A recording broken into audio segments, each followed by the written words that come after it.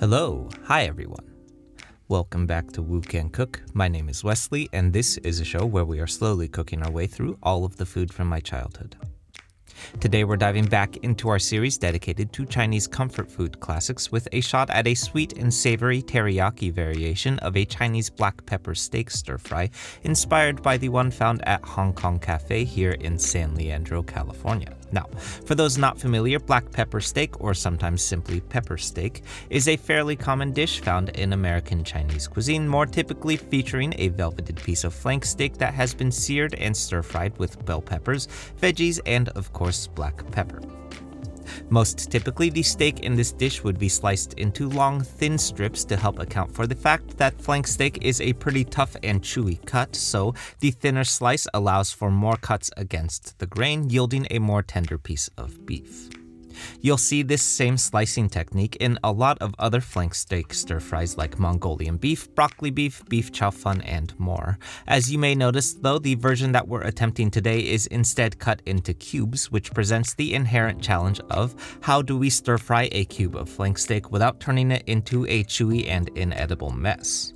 Finally, to round this off, we'll also be replicating the teriyaki sauce that the Hong Kong Cafe version makes use of, which means that we will once again be revisiting my favorite sweet and savory sauce of all time, which is the sweet chili teriyaki sauce. Okay, so let's get into it.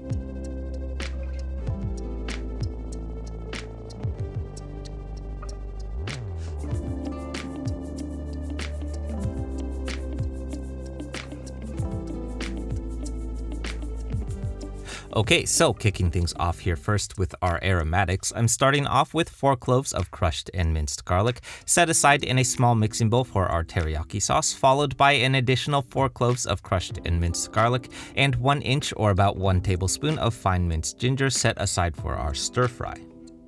Then moving on, we're diving right into our flank steak next because it's going to need a fairly lengthy amount of time to both velvet and marinate. This is a single pound of flank steak, and now more typically I would be slicing this on a bias against the grain into thin strips, but for our version today we'll need beef cubes, which means as strange as this might feel, we're beginning with slices with the grain to yield these nice even strips so that we may slice these into 1/2 inch cubes against the grain. Remember, as always with flank steak, we're minimizing the number of cuts that we have to make with the grain to help yield a more tender piece of beef. But today I think we actually have a little bit more leeway because in a separate bowl we're mixing a 1/2 teaspoon of baking soda in cold water so that we may combine it with our steak for 15 minutes in a process known as velveting, or in other words, using the alkaline in the baking soda to break down the protein bonds of the steak, yielding a more tender piece of beef. Science.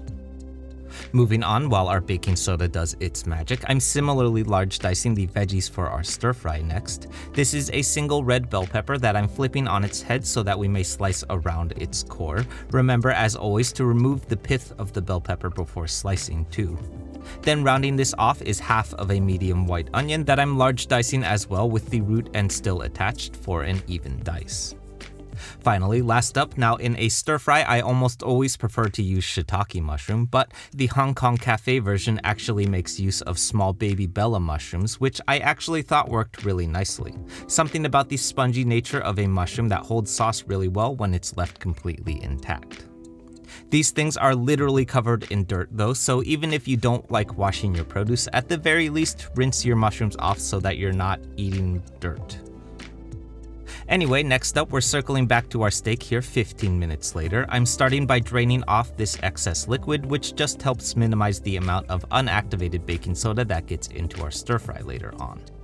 Our marinade today is going to be fairly simple, mainly focusing on adding some extra fats because our flank steak is such a lean cut. This is 4 tablespoons or a 1/4 cup of soy sauce to start, followed by a single tablespoon of sesame oil and about a 1/2 teaspoon of crushed black pepper to round this all out. I'm mixing this to combine, then setting aside to marinate for an additional 30 minutes. Last up, I'm finally circling back to my teriyaki sauce here with our initial 4 cloves of crushed and minced garlic that we set aside. In my experience, the main components of a teriyaki sauce are soy sauce, mirin, and some form of sugar. That could be honey or brown sugar, pineapple juice, whatever sounds tasty to you. So, up first, as promised, this is 4 tablespoons or a quarter cup of soy sauce to start, followed by a single tablespoon of mirin and 4 tablespoons of brown sugar, which meets our technical requirements for a teriyaki sauce. For our version today, I'm also adding a little extra brightness with a single tablespoon of rice vinegar and 2 tablespoons of sweet chili sauce to give us some nice complex heat as well. Again, for your own variations though, I've also found that dark soy sauce and pineapple juice are wonderful additions. Miso paste works really nicely too, so get creative. Over on the stove, I've got my wok heating up over medium heat. Then I'm adding in my teriyaki sauce mixture plus about a quarter cup of water, and I'm letting this come to a simmer for 2 to 3 minutes, agitating as needed to make sure that those sugars don't burn. We don't want too much reduction here, mostly we just want to cook off a little bit of that acidity. Then I'm adding a cornstarch slurry to thicken things up, and we've got just about the most phenomenal teriyaki sauce that I think I've ever had. I genuinely don't understand who would ever buy teriyaki sauce. This is just so easy to make. Next up, I've cleaned out my wok, then I'm reheating it over medium heat again, then adding 4 tablespoons of peanut oil and, as always, long yao for that nice non-stick surface. Then going in here first is my steak with as much of that liquid marinade held back as possible. We're spreading this evenly across the wok surface, then searing undisturbed for 2 minutes before bringing the heat up to high and tossing with the wok tilted downward for some nice wok hei, or maybe a little bit too much wok hei. Whoops. Moving on, I'm pushing my steak to one side of the wok, then letting these fats heat up before adding in my garlic and ginger for 15 seconds until nice and fragrant. Then next, here's my bell pepper going in. I'm giving this just a 1-minute head start before following up with my onion and sauteing for an additional 1 to 2 minutes until softened. Then last up, here's my mushrooms heading into the wok, which we're just briefly tossing to combine before adding in my teriyaki sauce. At this point, it did occur to me that there was really no reason to thicken this sauce up ahead of time, but here we are though, so just to account for this, I also added about a quarter cup of water to loosen that sauce up just a tiny bit so that we can mix it to combine in the wok without the sugars starting to burn. Finally, I'm serving this all over rice, finishing with some fresh crushed black pepper, and we're ready to eat. Okay, so from a traditional wok stir-fry perspective, there are definitely a few, let's call them unusual things that are going on here. The first and most obvious thing is that the stir-fry is tossed in a teriyaki glaze, which is weird, but I think what's maybe more odd to me is the way that the beef has been cubed rather than sliced, and the fact that there's just whole baby bella mushrooms going on in this stir-fry, which I kinda like. Once I got over the initial cognitive dissonance of cubing steak for a stir-fry, I will say that my patience with velveting this steak really paid off because it is in fact incredibly tender and not at all chewy or gummy. I think the key to achieving this though is that you really have to exercise a lot of patience with that velveting process. It will take an extra 15 minutes on top of your marinating time, so be patient and get to it first before you even make your rice, I might add, and it will pay off.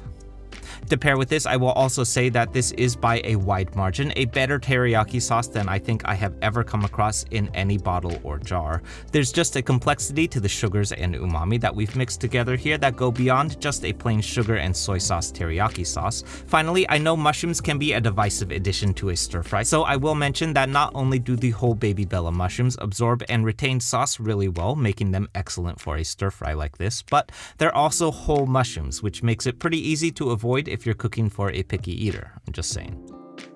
Okay, so that's it everyone. I hope you enjoyed this and I hope you give this one a shot. For those who are new to the channel, this one is part of a larger series that we've been doing that's dedicated to classic Chinese dishes, so definitely check out that series next if you haven't yet because there's a lot of these. As always, like, comment, subscribe, share, be nice YouTubers, and I'll see you soon.